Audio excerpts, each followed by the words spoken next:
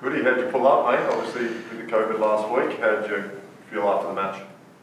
Yeah, feeling all good. Obviously being in isolation, I wasn't able to do much. I thankfully never contracted COVID, just my partner, Caitlin, but we're able to isolate.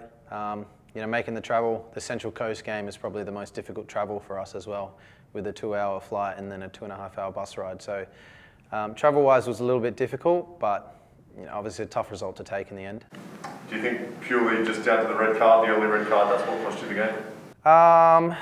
Yes and no. I think for the most part, yes. Then from there, there's tactical things that you can do, even when you're playing with 10, to perhaps help us, and perhaps there was some mistakes that we made. But for the most part, it's the red card that kind of kills the game for us. I suppose you got a pretty ready-made replacement there for this week then? Yeah, absolutely. I think you could see in the game that Hawley came in and he played fantastic, I thought, and he's been excellent in all of the games he's played so far. So, a big one for him, being against Melbourne Victory, but one I'm sure that he's very ready for. Your place to make any calls, of course, but selection-wise, do you think that we'll see a few changes after a couple of sort of up and down weeks? Yeah, obviously not my place to pick the team. We're working hard on the training track every day, and for me, it's the performances there that pick the team. So, we do have a few injuries, and it was obviously disappointing for Popovic to be ruled out late in the game. But, I think we have a strong squad, and it's a massive game for us in terms of the individual fixture and for the season. Do you get any of your backline back this week? We're hoping to. Jakobsen is close, and Traddy is close as well, but we'll have to wait and see. It's been hard to read the ladder all season because of the fixture mess, but are you starting to feel the pressure now coming to the point end of the season with teams like Melbourne Victory breathing down your neck? Yeah, to be honest, I'd rather be in the position that we're in at the moment than Victory. It's like, obviously, yes, they have the games in hand and they're a good side and they can get them, but we've got the points on the board. So the pressure is on them, and it's also up to us to make sure that with the home run that we have coming in, we use those games and the home crowd to really push ourselves forward and give ourselves the best possible finish and table position come the end of the season. You haven't beaten Melbourne Victory this season. What makes them so difficult?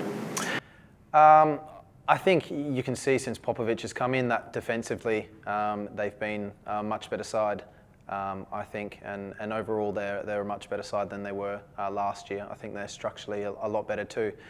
I think the last game, obviously we drew against them 1-1. The cup game we played against them, I thought we were the better team, but mistakes cost us goals. And for me, that's been the biggest thing in the games we played against Victory. It's been that we've been punished from our mistakes and we haven't punished them. You spoke at a home crowd before. Just heard a little rumour that the away day might be sold out this week as well. They're always very vocal travelling fans. Any message to the Adelaide fans to perhaps try and drown out the vocal Melbourne travellers? Yeah, obviously this fixture is the biggest one for Adelaide fans as well. It's the one that everyone looks forward to when you see the schedule, and some of the best games and atmospheres that I can remember has been from this very fixture going back the years. So, if the fans can get out and have a massive crowd, then it's going to be good for us. But having the Victory away fans come in big numbers to me shows how important the game is as well. Just on the Socceroos, obviously they're not in you're not in the ideal position. Do you think the players could respond to a change of manager? Yeah, look, that's not something, again, same as for me not picking players here, it's not for me to comment on. I think Arnie's done great since he's taken over, and bar the last, I guess, few results that have come, we'd won 11 on the bounce in the qualifying, and now we've halted a bit.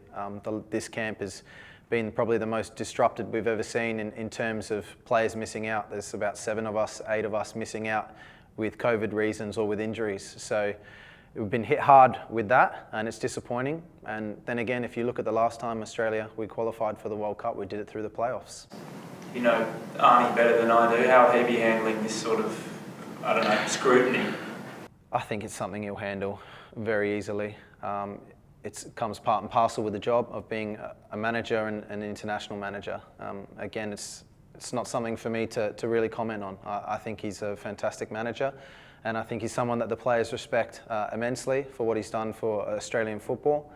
And I think they'll be focused on the games at hand. And for the players, whether they be players like you who aren't there or players that are over there in the squad, how do you guys, how have you dealt with, I suppose, increased scrutiny on the performances over the last little period of down results? Well, it's resetting your focus now. It's using the game against Saudi to try and give yourself a good platform, and then obviously focusing on club football to get your form right and get everyone in the best possible condition, and knowing that we can have a massive chance of qualifying for the World Cup. Like I said, last World Cup we qualified through the playoffs, and we did it possibly the harder way, and I have every belief that with the squad we have, that we can do it again.